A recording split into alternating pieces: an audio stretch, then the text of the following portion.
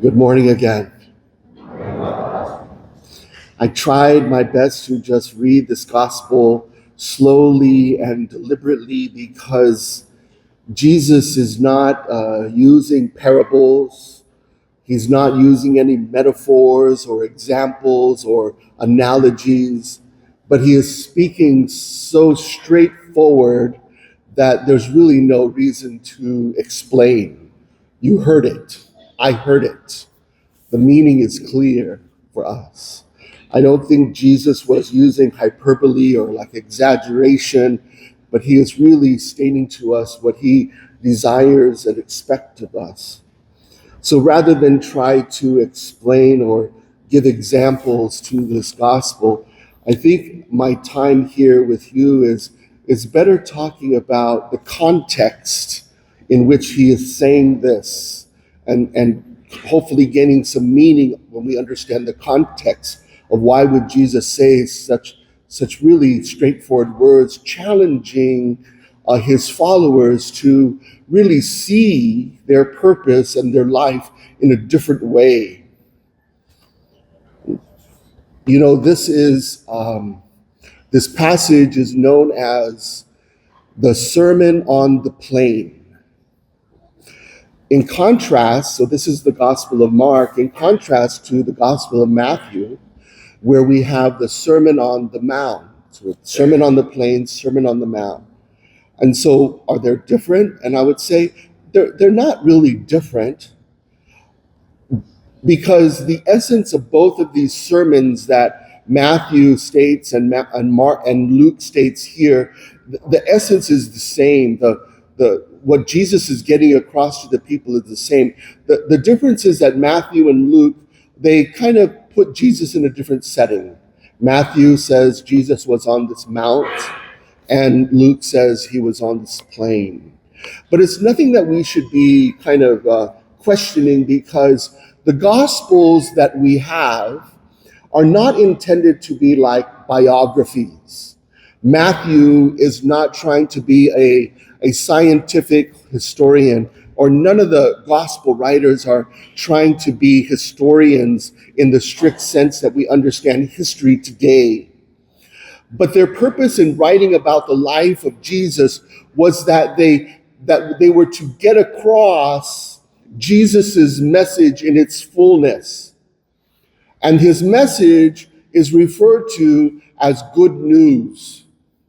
So that is why we have 4 gospels. So this gospel is the Gospel of Luke. And that is why in the introduction, when I proclaim it, I say a reading of the Holy Gospel according to Luke. So there's one gospel, but it's according to Luke.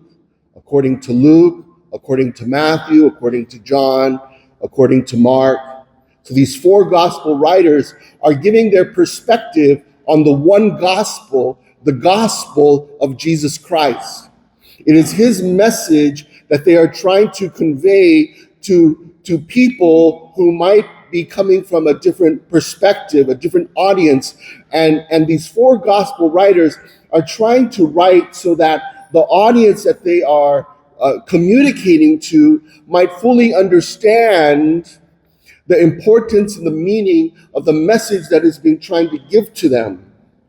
So we are hearing from Luke's perspective, the gospel of Jesus Christ, according to Luke's writing.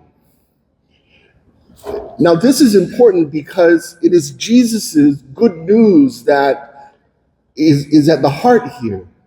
Because not only do we have here a portion of Luke's gospel, of Jesus's gospel according to Luke, not only do we have a portion, but you can say that this is sort of like the controlling paragraph, the preamble, the statement that sort of summarizes really what the gospel is all about. So we really have the heart of Luke's message to us, trying to convey to us what is at the heart of Jesus Christ's good news, his gospel. So it's so important that we receive it as that this is such a critical passage. And it's beautiful that it's not a parable or a metaphor, but Jesus is speaking so plainly to us. Maybe we can also understand the context in this way. Jesus is offering us a new covenant, a new relationship, as compared to an old covenant, something that was in the past. And this old covenant was given to the Jewish people time and time again, renewed time and time again throughout the history of the Jewish people. And what was found was that the people constantly failed. They weren't able to fulfill their part of the bargain. So, for example, remember when Moses came down with commandments, and the people were instructed that follow these commandments. But they found in their history that they couldn't follow these commandments. Neither can we. And when they broke the commandments, when they turned their back on God, God was merciful and kind and renewed their covenant, renewed the relationship.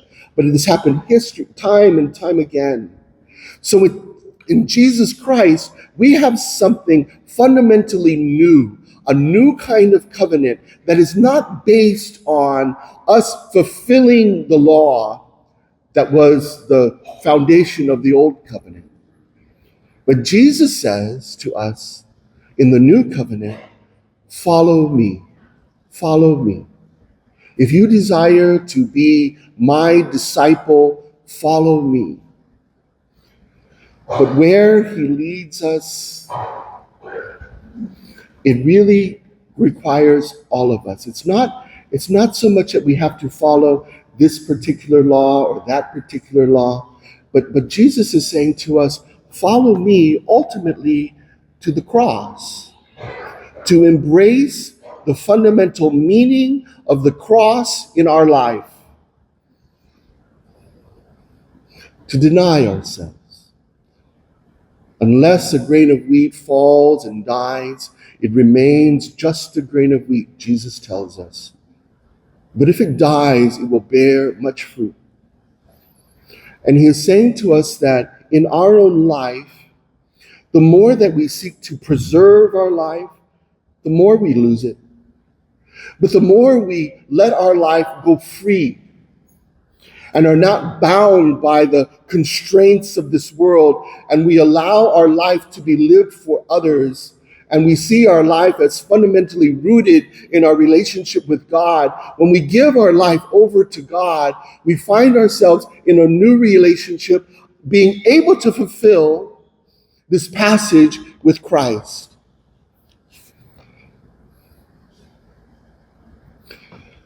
You know, just this past Sunday, we had the passage where we had the Beatitudes. Blessed are those who are hungry. Blessed are those who mourn. Blessed are you when they persecute you and they insult you and utter every kind of lie about you. Blessed are you.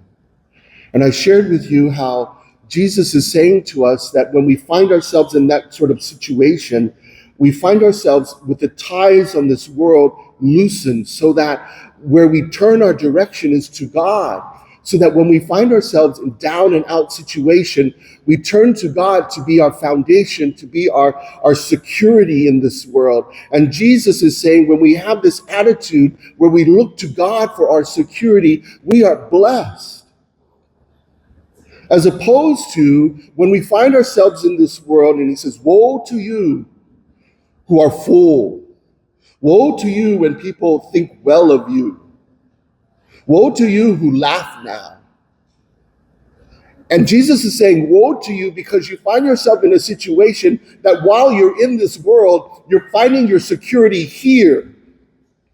And you begin to have a certain pride. We all begin to have a certain pride to think that our security, our foundation has been built by myself.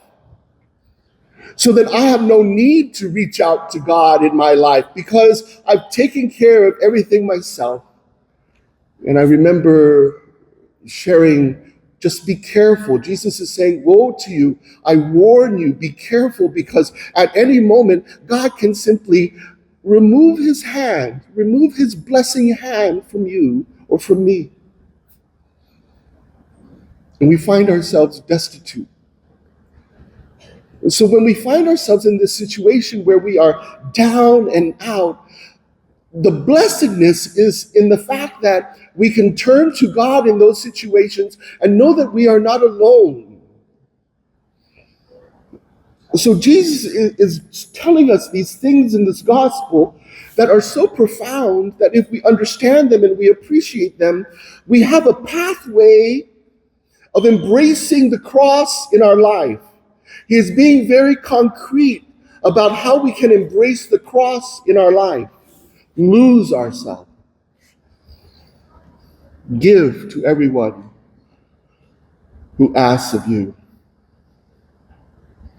do to others as you would have them do to you. For if you love those who love you, what credit is that to you? Even sinners love those who love them. And if you do good to those who do good to you, what credit is that to you? Even sinners do the same. And if you lend money to those from whom you expect repayment, what credit is that to you? Even sinners lend to sinners and get back the same amount. But rather, love your enemy and do good to them and lend expecting nothing back. Then your reward will be great, and you will be children of the Most High, for he himself is kind to the ungrateful and the wicked. Be merciful, just as your Father is merciful. My brothers and sisters, the only way that we can fulfill what Jesus is talking about is if we have Jesus Christ as our model and our leader, where we place our life in his hands. He's the one who fulfills this perfectly. And Jesus tells us to take up our cross daily. And this cross is the most beautiful sign of love. For God so loved the world that he gave his only Son. And this is the manner in which God has given his Son out of love for us. He's given his Son completely and fully on the cross. When you and I love, when we're called to love in this world, Jesus is saying to us that love has to do with a self-denial in our life. Love has to do with a sacrifice that we give in our life towards the other. Look to the cross to be his follower.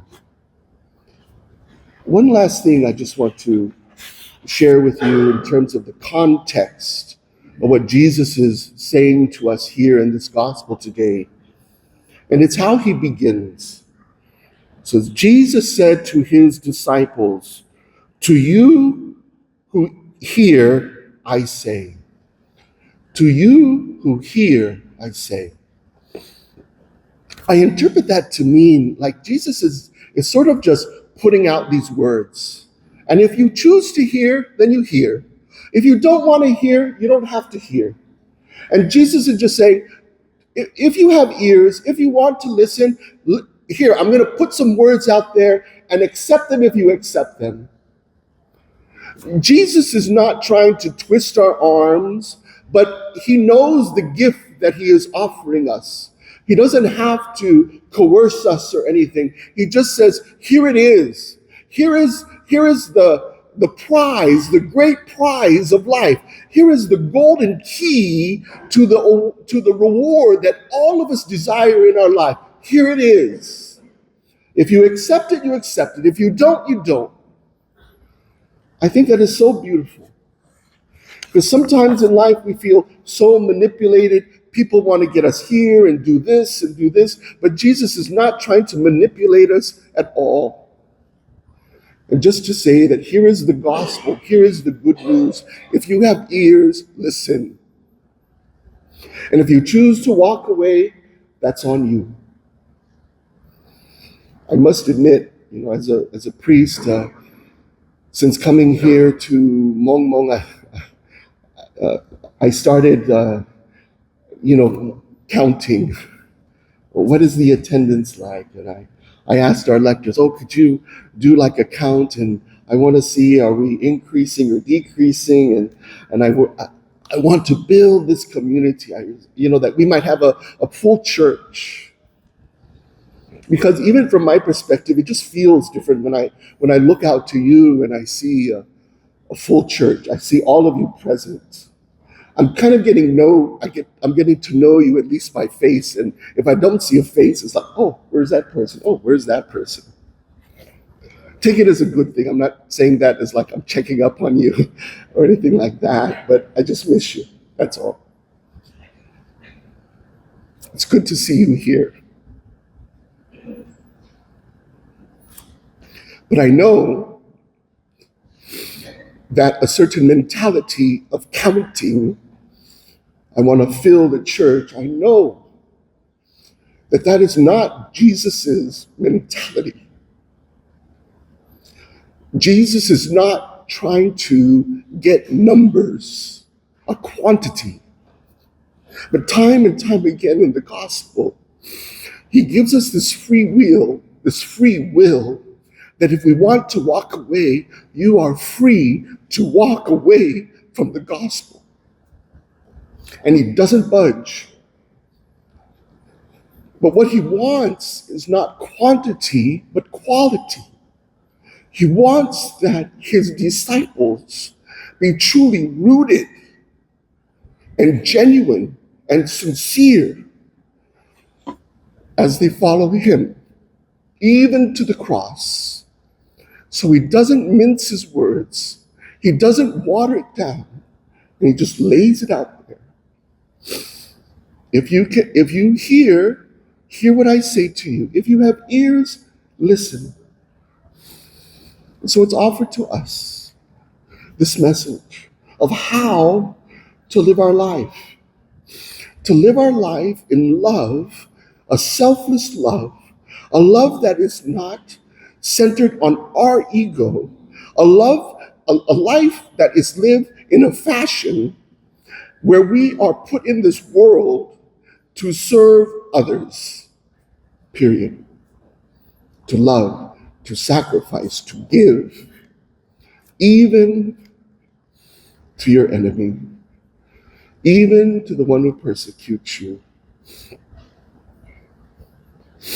I must admit, whenever I've had an opportunity to do that, and I have done it with God's grace, you end up looking like a fool, But that's how they also looked at Christ, as a fool who did not defend himself when he went to the cross. Because Jesus Christ didn't live his life for himself, but he lived it for you and for me. And he asks us that we be his followers, and that we in turn live our life for each other. God bless you.